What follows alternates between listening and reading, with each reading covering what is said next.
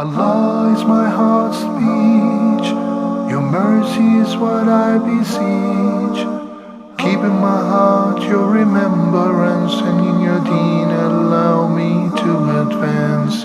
Help me in my quest. Permit me to pass the ultimate test. Help me in my quest.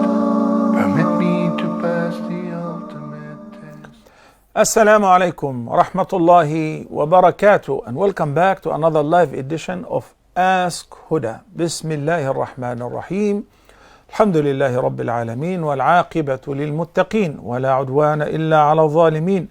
والصلاة والسلام على سيد الأولين والآخرين نبينا محمد وعلى آله وصحبه أجمعين. My dear viewers, welcome to another live edition of Ask Huda. And here's a quick reminder with our phone numbers beginning with the area code 001-361-489-1503. That's a WhatsApp call number. And also there is another WhatsApp number for calls only, area code 001-347-A06. 0025, and the local numbers beginning with the area code 002, then 01005469323. Finally, area code 002, then 01095185170. You can watch us live on Facebook page and on our YouTube channel, whether my page or Huda TV page, as well as Intersat, Arabsat, and Nigerian satellite. Assalamu alaikum wa rahmatullahi wa barakatuh. Brother Ibrahim from Australia, welcome to Ask Huda. Assalamu alaikum, Ibrahim. Wa alaikum assalam. Can you hear me, Sheikh? Clearly, mashallah. Go ahead. Okay. My question is, so if a Muslim commits or then he sincerely repents to Allah and comes back to Islam, will he be forgiven? Ibrahim, you said if a Muslim commits what? Your voice was gone. If a Muslim commits kufr or becomes atheist, but then he repents and comes back to Islam, will he be forgiven? Absolutely. Yes, he will be forgiven and his Islam will be accepted. Any person who manages to say the Shahada after he is convinced with the deen of Allah before his death and before the sun rises from the west, his shahada is accepted, his Islam is accepted. وَأَجْرُهُ عَلَى اللَّهِ. What if a person was already a Muslim, then he converted or he decided to become agnostic or an atheist? Then after a while, Allah the Almighty has guided him and said the shahada. Is that accepted from him? It is accepted from him. من قال لا إله إلا الله مخلصا بها قلبه دخل الجنة. Whoever says the kalima, as long as he says it sincerely from the bottom of his or her heart, then they shall enter paradise. Thank you, Ibrahim from Australia. Assalamu alaikum wa rahmatullahi wa barakatuh. Abu Abdurrahman from Italy. Assalamu alaikum. Welcome to Ask Huda. Wa alaikum salam wa rahmatullahi wa barakatuh. Ya Ustaz, how are you doing? I'm doing great, alhamdulillah, and you? Alhamdulillah, it's only hot here, but alhamdulillah. What is your question, Abu Abdurrahman? Okay. My question is, if I'm a truck driver, is it my job to look inside the truck, what is there, whether halal or not halal, before I transport it? Example, if I'm a truck driver, morning I went to company, my work is to drive for transportation. So is it in Islam to check which things are inside the truck before I transport it? That's a good question, very good question. So when I know that I'm a truck driver and this is American furniture, they call me and they said we wanted to ship the furniture here or there, no questions asked. All furniture halal. Clothing factory halal. Ice cream factory halal. Milk dairy products halal. But you know, with my due respect, I know I don't want to mention the name of a company, but this company is a beer company and wants me to deliver this to the gas stations and convenience stores, then 100% haram. Okay? Target are asking me to send a shipment from one place to another in boxes. No questions asked, because the vast majority of their business is halal. Even if there were anything hidden in between and you don't know about it, you don't have to scan it, screen it, or investigate. But when you know beforehand the shipment is something haram, then it is not permissible to take part in shipping it or transporting what is forbidden.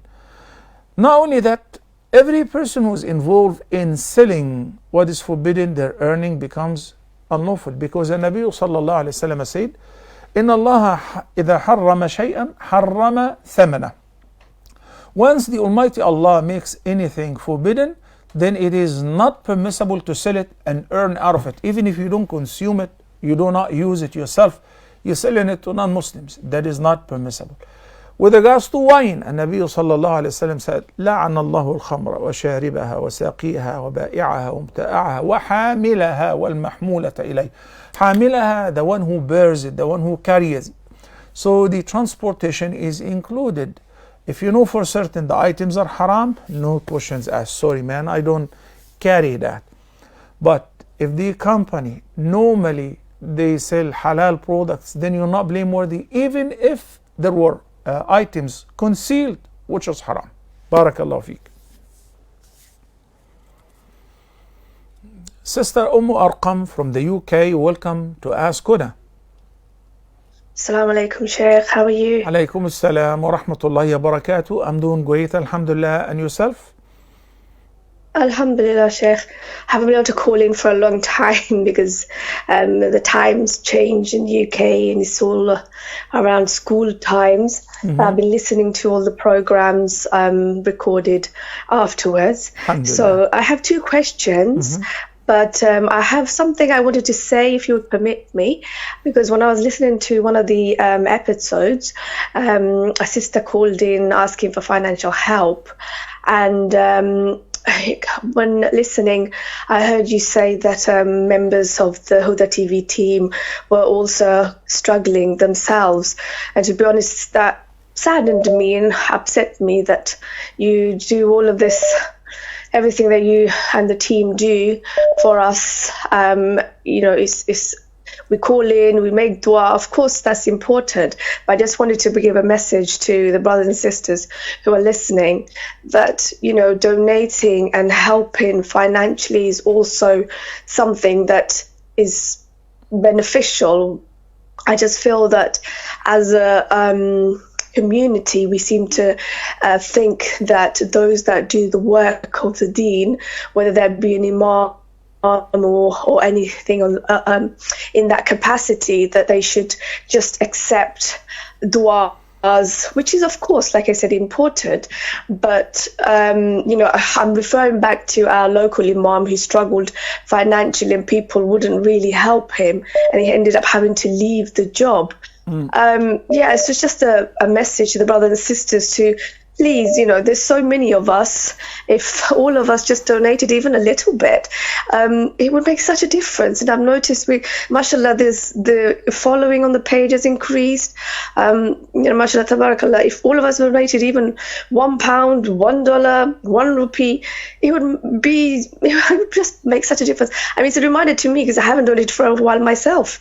So it's a reminder to me and just to the brothers and sisters. And I just felt the need to say that because it upset me when I heard you say that, you know, members of the team, when they're doing so much, putting so much effort and hard work into helping us learn and understand the deen, and I've benefited so much myself over the years, and I'm sure the listeners have too.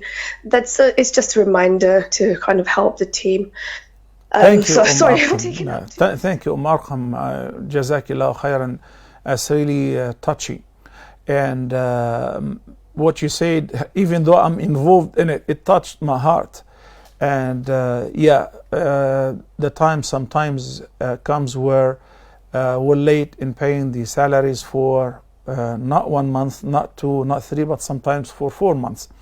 And everyone on board, they're still very persistent, coming on regular basis, doing their homework, and they are not complaining. And when we have to request some people to quit the job, Wallahi, people are crying, shedding tears, and it wasn't only when we requested them to leave the work, but also a year later, they're calling in and crying and asking if they can come and work for free. It's an honor for me. It's an honor for everyone behind the set, the cameramen, the directors, the producers, the technicians, everyone is honored to be chosen by the Almighty Allah to deliver His message. And to be honest with you, my respected viewers, all what we need, seriously, two things. To cover, obviously, the cost of the media city, because that's a lot, and also in order to produce new programs. It pleases my heart to hear somebody say, Sheikh, I'm not interested in paying salaries or supporting anyone financially. I just want to make a program or an episode of a program, and that's it. I'll be more than happy, and al-waqfu ala niyat al-waqif, which means I'll be obliged to spend this money on the production of whichever program. So, we want to enrich in our archive with more and more programs. And alhamdulillah, our production is very unique. And we give our programs to various TV channels around the world. And I'm sure you watch our programs, sometimes with or without our logo of Huda TV. We don't mind. A channel opened recently in South Africa to cover several African countries. And they contacted me. I said happily, I have 8,000 hours of archive of production for the past 17 years. Any program is absolutely for free for you. So alhamdulillah, our investment is not wasted. Whatever we produced more than 10 years ago, whatever we are producing, I even offer them, they can join us during the live broadcast. Because what is the purpose? That we want to achieve the pleasure of Allah. We want to increase our broadcast everywhere, and we're not charging anything. All those phone numbers and the calls are absolutely for free. So inshallah, thank you Sister Arqam for the reminder. If anyone wants to sponsor a program or an episode, a single episode, please, you can write to us, support at huda.tv. Email address will be displayed on your screen, support at huda.tv, and we'll be more than happy to provide you with the account number. This is not donation or contribution. We do not accept contribution. But you say this is to sponsor a program or for the production. And if you want a contract, it will be happy to send you a contract as well. Thank you, my dear viewers, and Arqam, I really appreciate the reminder. Jazakumullahu khairan. Assalamu alaikum. Sheikh, can I ask my two questions? Yes, hello? Of course. Go ahead. They're very minor questions. I was calling in mainly to talk about what I have. One of them is basically on your page you posted hadith. It was narrated by the uncle of Umara ibn Khuzaymah, if I'm saying that correctly. Mm-hmm. I liked the sound of the name Umara, but people have said, obviously Arabic, I don't understand the language. They've said that it's a male name, but it sounds kind of feminine. I just wasn't sure if it was what it means, and whether you can name a female child after with the name.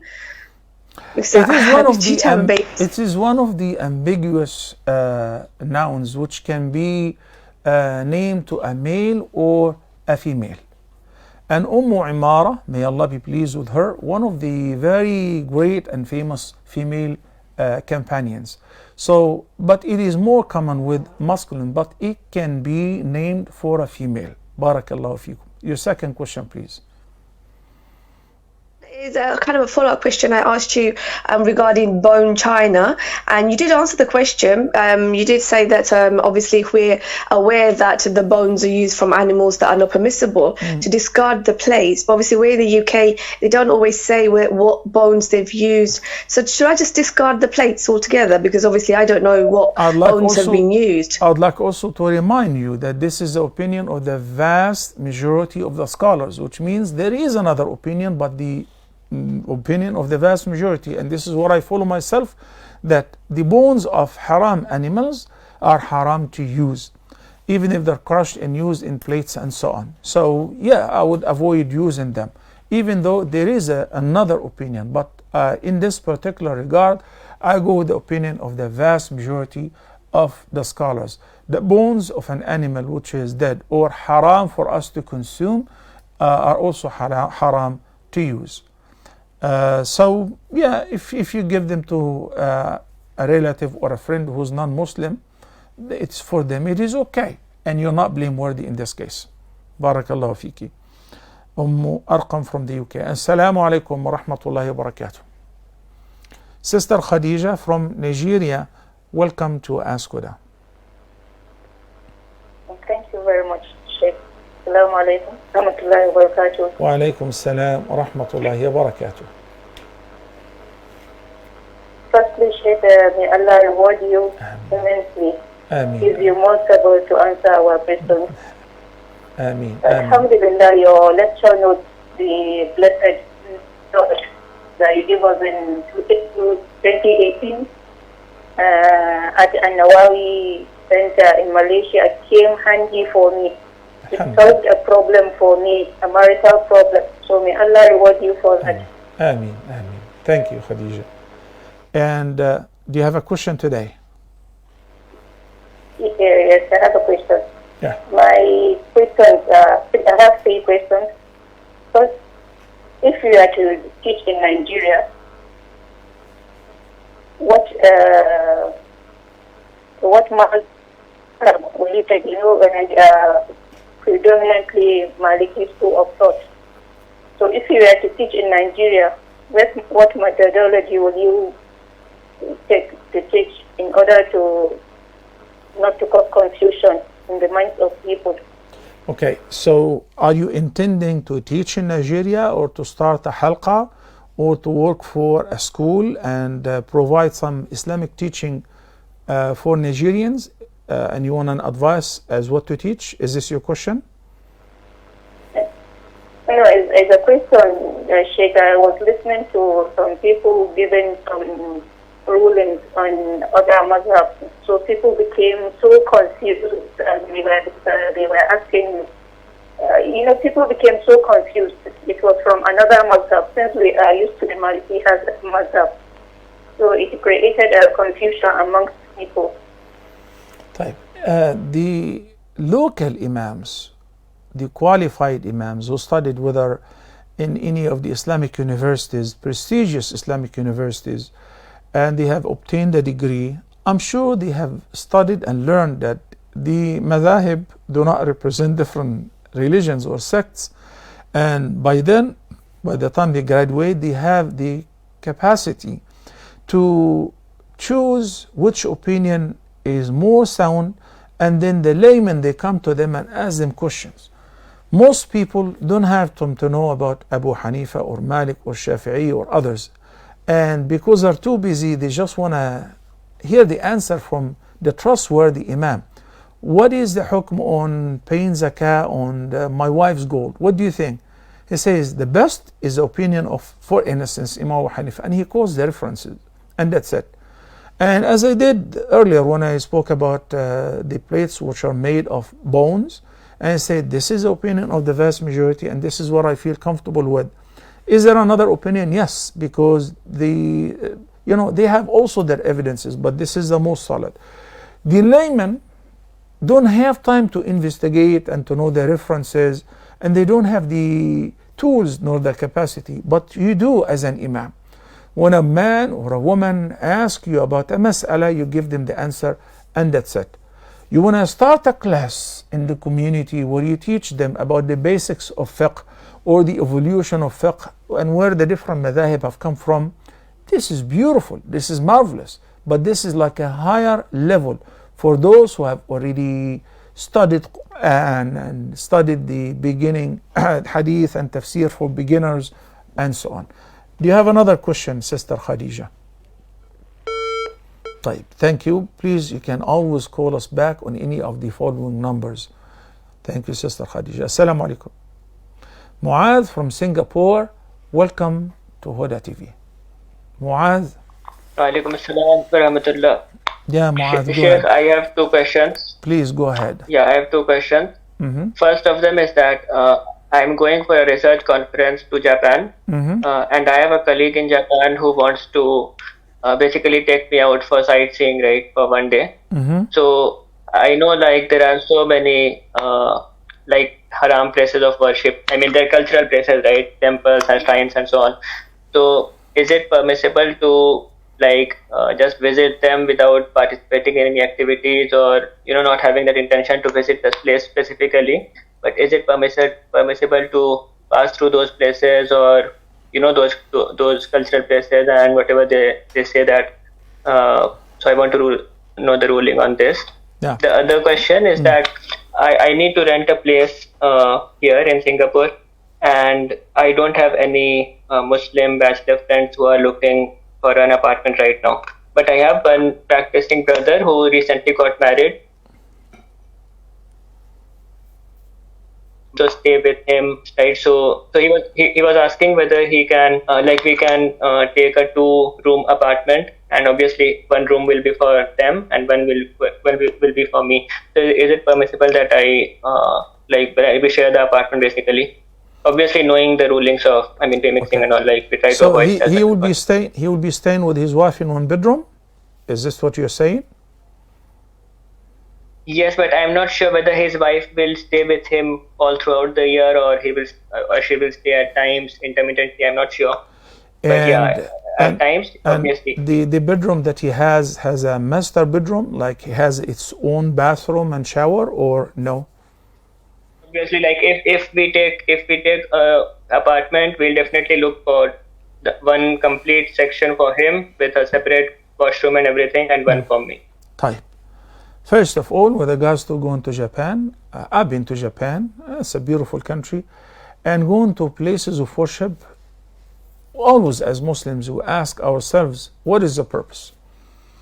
So, because I'm a teacher, so I've been to some temples, and I have checked out what kind of worship they do as Buddhists and also as Hindus, in order to acquaint myself so that I teach comparative religions and religions and doctrines, and I had to be an eyewitness and see, so that when I speak also in my da'wah to followers of other faith, I know where they're coming from.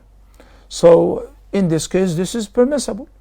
But attending a service in which that people will be worshiping other than the Almighty Allah, that's definitely not permissible, because you only attend in order to give da'wah, in order to correct what you think and you believe it is wrong. I don't have the capacity, then you take a hike. So when the temple is empty and no services, you acquaint yourself. Even if you enter inside to know what is going on, there is no problem with that, as long as you have a purpose, a valid purpose. In Singapore, housing is very expensive. Singapore also is a beautiful country, and it is very welcoming. And Muslims are very practicing there, mashallah. And I have lectured almost in all their masajid and conferences and so on. And the Muslim community are very neat, very nice, very kind-hearted, very welcoming, mashallah, la quwwata illa billah. But the housing are very expensive. That's why, as far as I know, even when you purchase a flat, normally their houses are little tiny houses, because as you know, Singapore is a small island. And the most expensive thing is claiming land from the sea. Because it's very limited. So they buy the flat and they pay a lot of money, and by the end it's only for 99 years. So when people share one flat, it is okay. What about if they're married? As long as each bedroom is perceived as a master bedroom, and each room is separate, so that it's like we live in the same floor, but everyone has his own studio. Okay? So there will be minimum possibility of going out in your sleepwear and communicating with somebody who's not your mahram.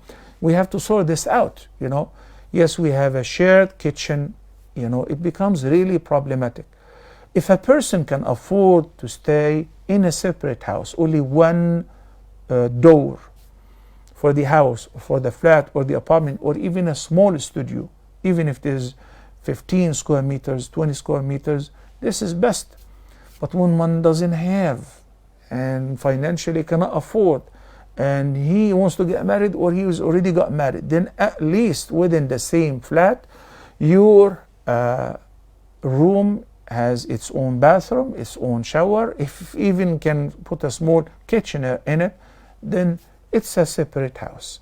May Allah make it easy for all of us to have our own houses, to live a reasonable life and even a blessed life, and to be financially well off. So in this condition, Akhi Muad from Singapore, he said that he will be living by himself, but his wife would visit occasionally, maybe until he gets his own house. If we fulfill the conditions which were mentioned earlier, then it is permissible. Assalamu alaikum wa rahmatullahi wa barakatuh. Sister Yusuf from Qatar. Yusuf, assalamu alaikum. Wa alaikum assalam, Sheikh. Yes, go ahead, Yusuf. I have a question. It's regarding family. I have a relative who got married without the mother consent, but finally she consented and he got married. And the problem is that after all these years, 6 years, he's coming up with his own issues that has been happening with himself and his wife, related to a lot of things, and we don't know how to best advise him because, and I don't know how to say it, his mom wants him to leave the wife because, as the brother said, the wife is not fulfilling his needs, whether it's physical or home or happiness, and he's caught up with the whole cycle. It's happening over years, and if she is okay, he's happy. If she's not okay, Sister Yusuf, can you hear me? Yes, I can hear you. It would be best if you ask the brother to call us directly. If he doesn't want to call on air, he can call after the program. I'll be more than happy to walk him through and give him the advice. In the case of marriage counseling, it never works when somebody is given a narrative on behalf of somebody else. And as you know, this is our policy, and this is what Allah taught us in the Quran. We differentiate between the advices and the judgment.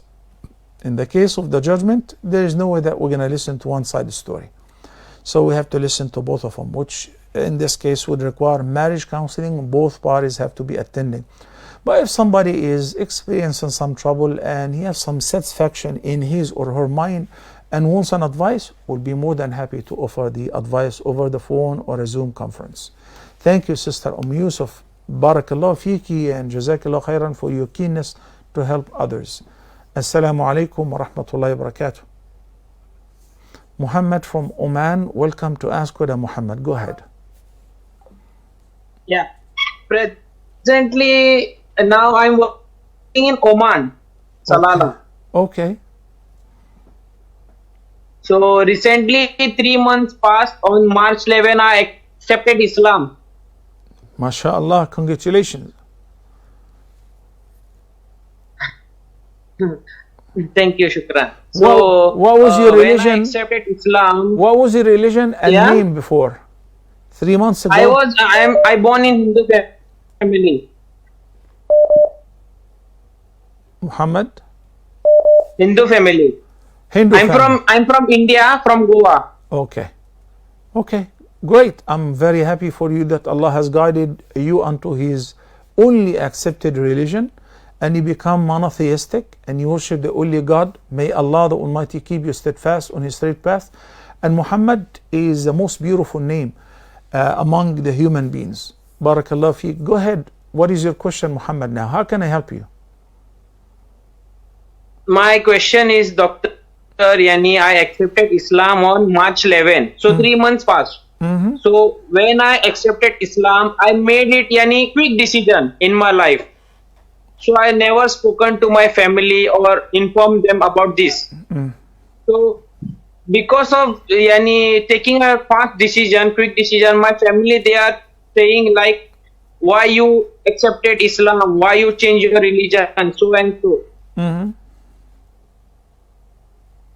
So when I said about this religion, the Islam is a really true religion where I can see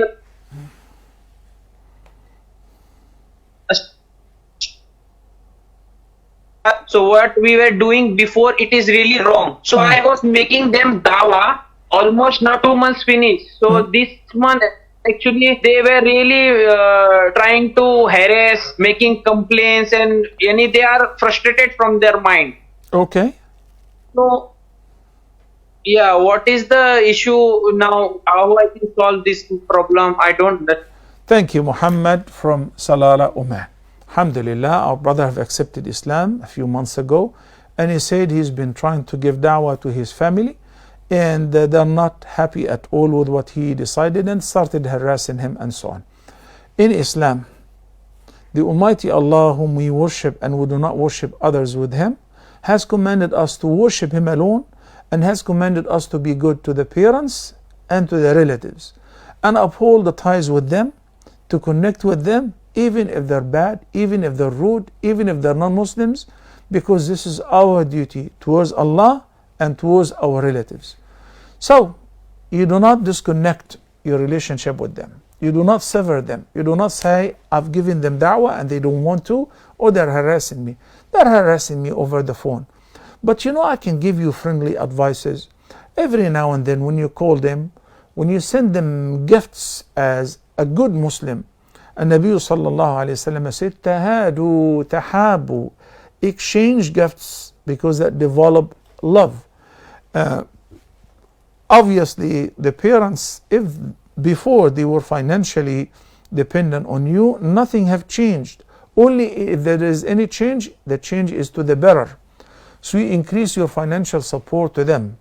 If you were sponsoring any of them financially, like a sibling or a nephew or niece, and alhamdulillah you can afford it, that should continue, and it should even be better than before, because you're doing this as an act of charity, an act of worship, seeking the reward from the Almighty Allah, and Allah promised to give you more than what you have spent. And if you think that you might get harmed, you don't have to go back home. May Allah the Almighty continue to bless you and expand the doors of rizq and provision for you. But my advice is kindly continue to connect with them, to give them da'wah every now and then. If you think now they're very offended, slow down. Just show them that alhamdulillah you are in peace with the decision that you've taken and with the religion that you've adopted, and you feel very blessed. In addition to whether Muslims or new Muslims, we should always continue to pray for others. Like you should continue to pray for your parents, that may the Almighty bless them, may He guide them, your siblings, and so on. So this is our duty, to pray for them. May Allah bless your heart with seeing them all rightly guided and becoming believers as well. Thank you, Muhammad, and may Allah keep you steadfast on His straight path. Before we take a break, let me take Burhan from the KSA. Assalamu alaikum, Burhan. Burhan. Naam, alaikum assalam wa rahmatullahi wa barakatuh. Quickly, please, Burhan, because we're going to take a short break.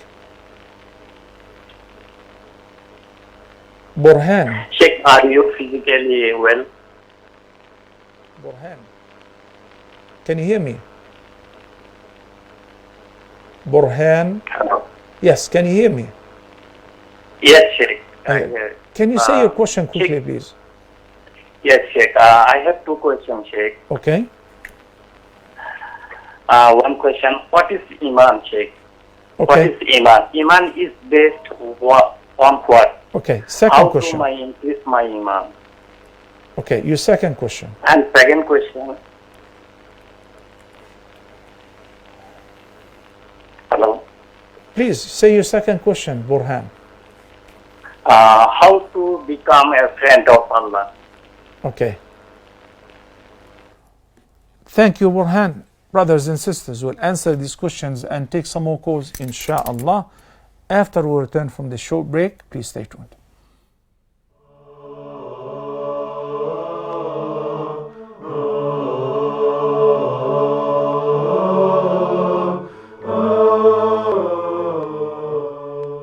ذلك الذي يبشر الله عباده الذين آمنوا وعملوا الصالحات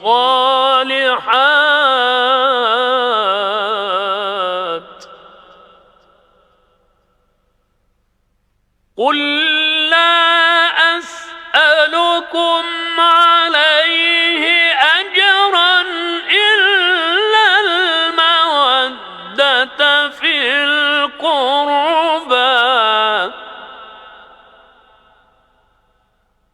ومن يقترف حسنة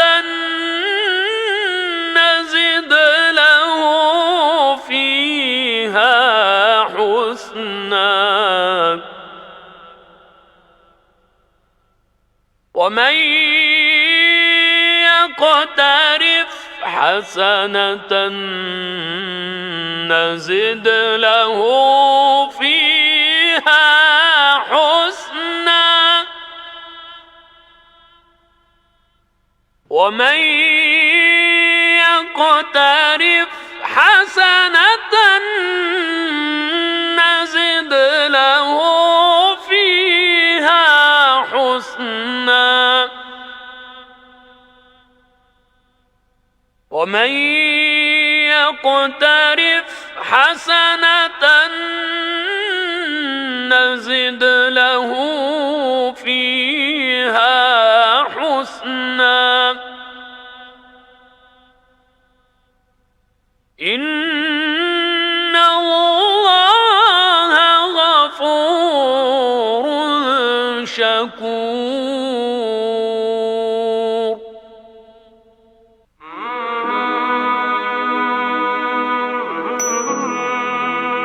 The Prophet ﷺ said, Allah says, I am just as my slave thinks I am. That is, I am able to do for him what he thinks I can do for him. And I am with him if he remembers me.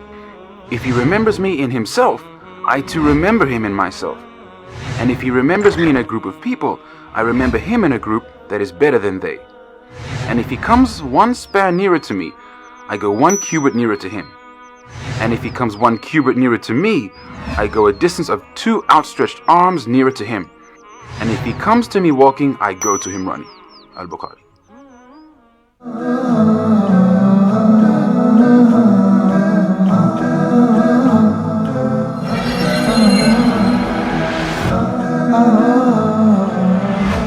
ويريكم آياته فأي آيات الله تنكرون والذي يريكم البرق خوفا وطمعا وينشئ السحاب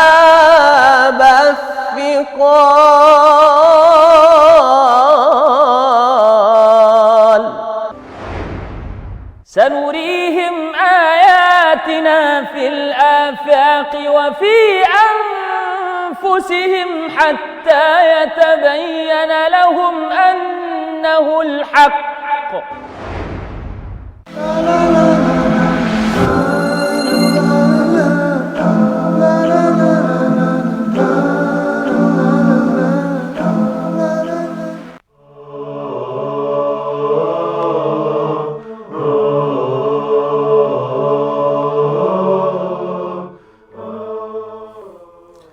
Assalamu alaikum wa rahmatullahi wa barakatuh, and welcome back, and thank you for patiently waiting.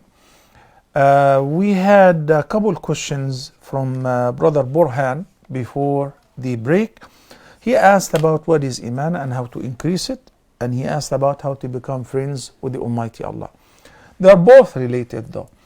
As far as the essence of Iman, which is faith, it is, as the Prophet ﷺ answered the same question when it was presented to him by Gabriel, peace be upon him, who disguised as a human being, and he came to the messenger. He asked him, what is Islam? He answered. What is Iman? He answered.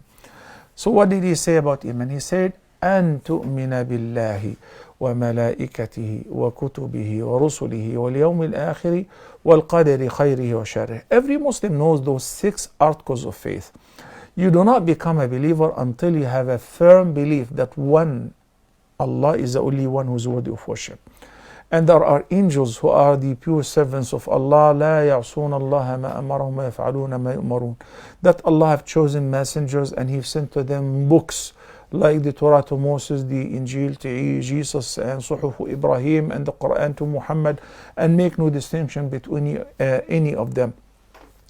To believe that there will be life after death, resurrection, which entails questioning, reckoning, and then reward and punishment, Jannah and Nar. And to believe that whatever happens in our life happens only by the leave of Allah, and it was known to Allah 50,000 years before He created us, and that is called Al-Qada wal-Qadar. To believe in Allah's preordainment, it's good, and what seems to us to be bad. And then we believe Al-Iman cannot be just by the heart.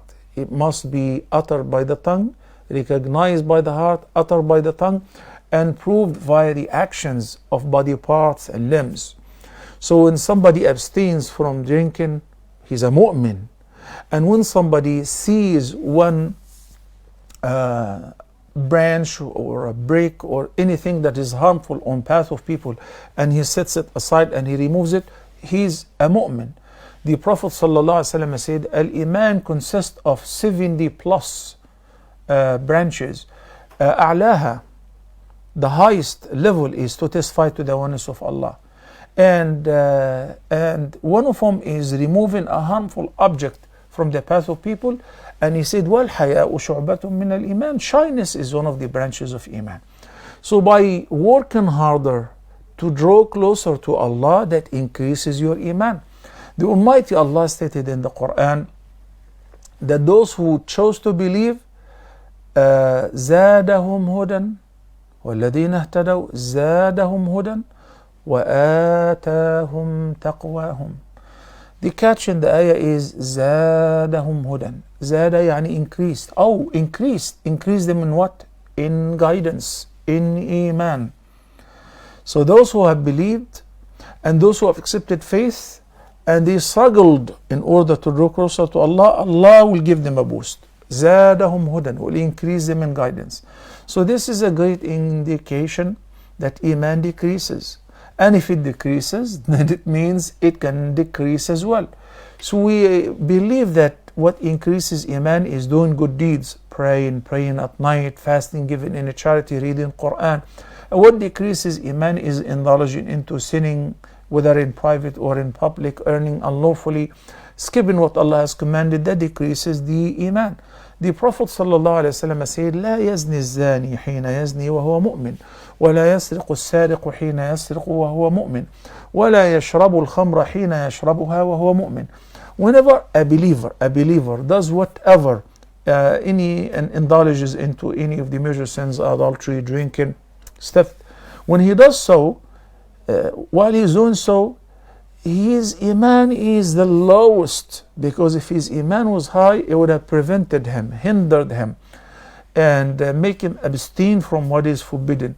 But because his Iman is grounded, is like, so Aslul Iman is to say La ilaha illallah Muhammadur Rasulullah will not be simply declined or revoked because of sinning. But to prove that you're a true believer, you have to act upon it. إِنَّ الَّذِينَ آمَنُوا then وَعَمِلُوا الصَّالِحَاتِ, and did good righteous deeds. إِنَّ الَّذِينَ آمَنُوا وَعَمِلُوا الصَّالِحَاتِ سَيَجْعَلُ لَهُمُ الرَّحْمَنُ وُدًّا. إِنَّ الَّذِينَ آمَنُوا وَعَمِلُوا الصَّالِحَاتِ كَانَتْ لَهُمْ جَنَّاتُ الْفِرْدَوْسِ خالدين فيها كانت لهم جنات الفردوس نزلا خالدين فيها أبدا لا يجدون عنها حولا. So every time in the Quran, the Almighty Allah talks about belief, and the reward for it attaches to it good deeds. إن الذين آمنوا وعملوا الصالحات كانت لهم جنات الفردوس خالدين فيها نزلا نزلا خالدين فيها لا يبغون عنها حولا. يعني once they set their foot in it, they will not turn away from it.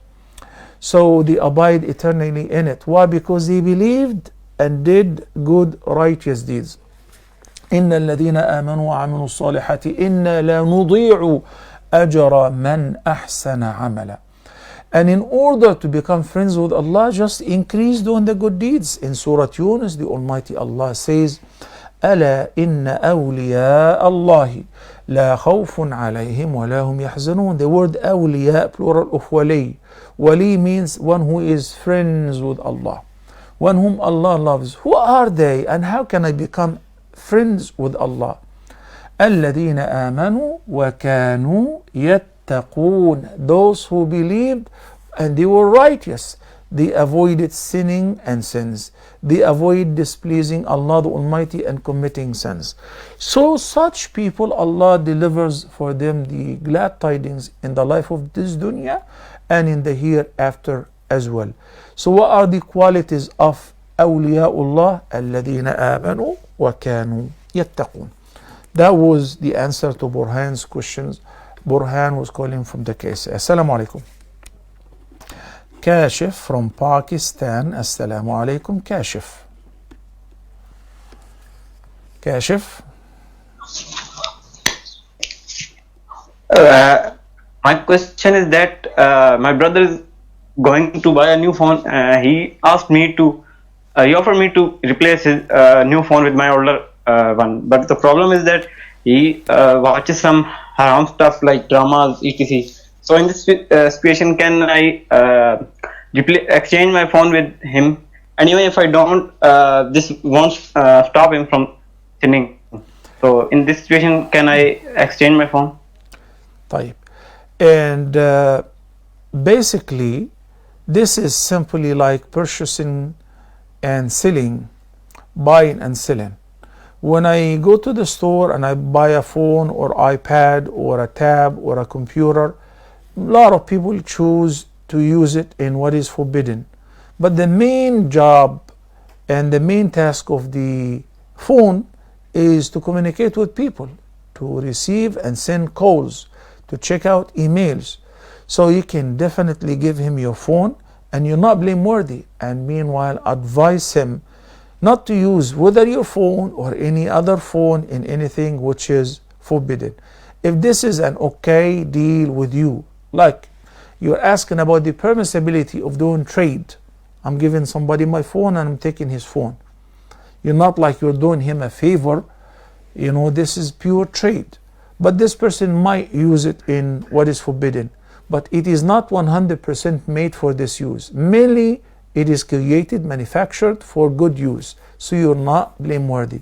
And that does not mean you should not give him an advice and remind him, because the Almighty Allah said in Surah Al-Dhariyat, وَذَكِّرْ فَإِنَّ الذِّكْرَ تَنْفَعُ الْمُؤْمِنِينَ. You really never know. If you give him the advice gently and kindly, maybe it will benefit him a great deal. Maybe in his privacy he will remember that, it is not permissible to do so, and he will change his life and become a turning point for him. Assalamu alaikum wa rahmatullahi wa barakatuh. Sister Seema from Kuwait. Assalamu alaikum, brother. Wa alaikum assalam wa rahmatullahi wa barakatuh.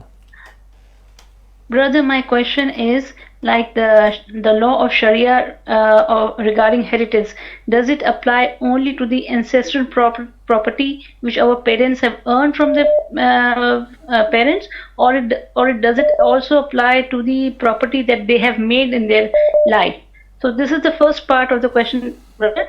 The second part is, like, if in their lifetime they have done distribution of wealth according to their discretion, not knowing much about the Sharia law, then can after 10-12 years can we claim our that the distribution should be done according to the Sharia? Because at that time we did not also know much about the Sharia law. Later we came to know like something of this exists, and then can we make a claim after 10-12 years? Will it be fine or can we not? Seema, thank you for asking this question. Sister Seema from Kuwait. As an heir, what am I entitled to inherit from the parents? What they have inherited from their parents, or also what they have earned themselves? Every item, every dollar or penny or property, anything that they possessed, anything in their name, officially on papers and documents and titles, or anything that they've left in cash or gold or silver, anything that they possessed, the car, their house, when they died. When we look into the heirs, the family members who are eligible to inherit, do they have parents? Yes. So their shares are separate, 1/6 per each parent, okay, as sudus. And then do they have, let's say that one of them died, does he have a wife? Yes. And children? So she will get 1/8.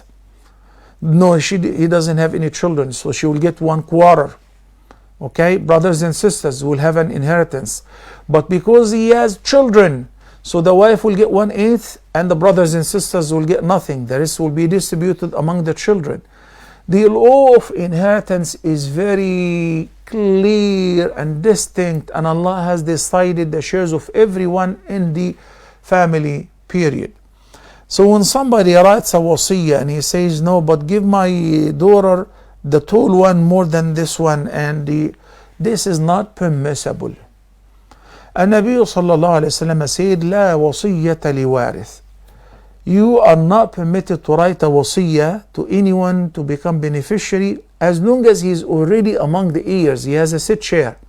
But if somebody died and said, you know, I like this guy, Sheikh Muhammad Salah, I've been seeing him for years, so I want to give him 10% of my inheritance.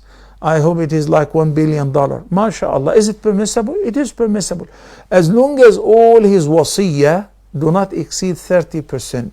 He wants to build a masjid, a school, a hospital, give this person, that person. As long as the name of the person who is beneficiary of the wasiyah is not among the heirs. What if there is a violation to any form I mentioned earlier? All of that has to be revoked. 5 years later, 10 years later, if all the parties now know the truth and they're willing to cooperate, that is the only way that the parents will be protected against the punishment. Because the Almighty Allah, by the end of the ayat of inheritance, says, تِلْكَ حُدُودُ اللَّهِ. Those are the limits and the boundaries of Allah. And whoever transgresses against the limits of Allah, the Almighty Allah has warned him with severe torment and painful one. So do not mess with the obligations of Allah and the fara'id or the huquq which Allah have ordained for the heirs whenever any person dies. May Allah guide us to what is best. Assalamu alaikum. I think we're out of time, but maybe we'll take the final call from Abdul Hamid from the UK. Assalamu alaikum. Wa alaikum salam wa rahmatullahi wa barakatuh. How are you, Sheikh? Alhamdulillah, Abdul Hamid. Thank you for asking. Go ahead. Jazakumullahu khairan. I want to first of all thank the brothers and Hafiz. I appreciate and also make dua for you and your family as well. Ameen. May Allah subhanahu wa ta'ala accept your dua and all your efforts. Ameen. Thank you so much, Abdul Hamid. Same to you and all the viewers. My question is regarding my my newborn child who's still in the neonatal department. I think I shared this news with you before. Correct. The doctors told us that is likely to more, which is literally the official date was meant to be his due date, and this period will also be Eid. Abdul Hamid, unfortunately we didn't hear the doctor said what? Oh yeah, the doctor said they are likely to discharge in July, which is going to be his official due date as well.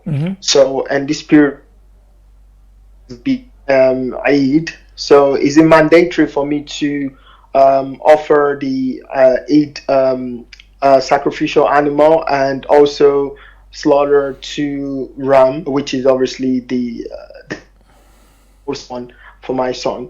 Okay. And the second part of my question is regarding the... Go on. You're gone. Are you still in the hospital? Because we lost you. Very poor. I'm here.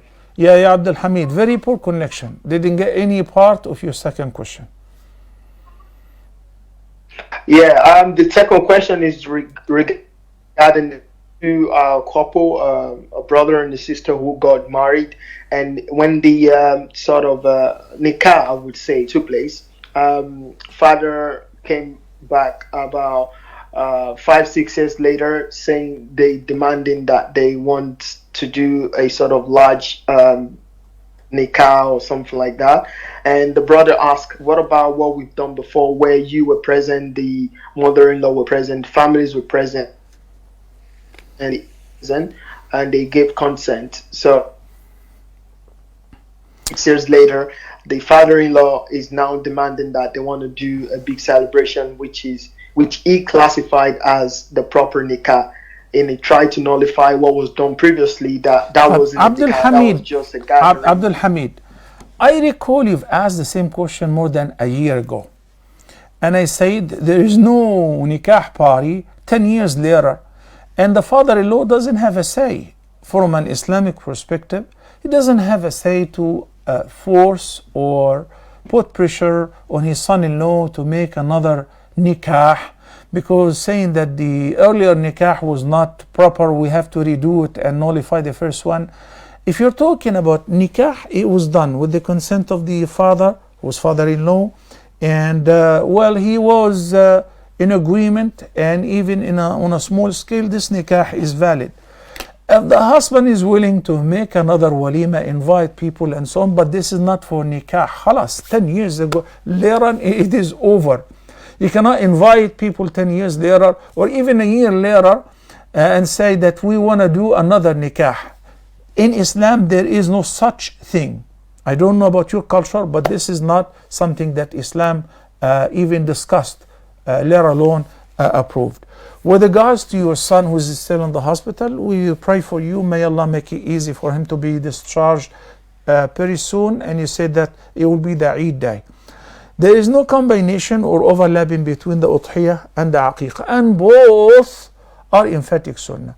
So Nabi sallallahu alaihi wasallam said, if a person can afford the means to offer an udhiyah, it's for yourself and the whole household. And you can do it on the first day of Eid, second day, third day, and the fourth day until before sunset. As for the aqiqah, if you can afford to offer 2 sheep or 2 ram, fine. 2 goats, fine. 1 goat, even for a boy, it is fine. You cannot afford it, it's an emphatic sunnah, and you can do it later on whenever you can afford. As it is stated in the hadith that the Prophet ﷺ offered the aqiqah for Al-Hasan caption, for Al-Hussein caption, yani 1 ram each, and in other hadith it is narrated 2 rams per each one of them. May the Almighty Allah accept from all of us and enable us to witness a blessed month of Dhul Hijjah and to visit his house, perform Hajj, and accept all of that from us. And those who are not performing Hajj, enable them to offer the udhiyah. It's such a great act of worship. Wassalamu alaikum wa rahmatullahi wa barakatuh. Allah is my heart's speech. Your mercy is what I beseech. Keep in my heart your remembrance, and in your deen allow me to advance. Help me in my quest. Permit me to pass the ultimate test. Help me in my quest. Permit me to pass the ultimate test. Allah is my heart's speech. Your mercy is what I beseech. Keep in my heart your remembrance, and in your deed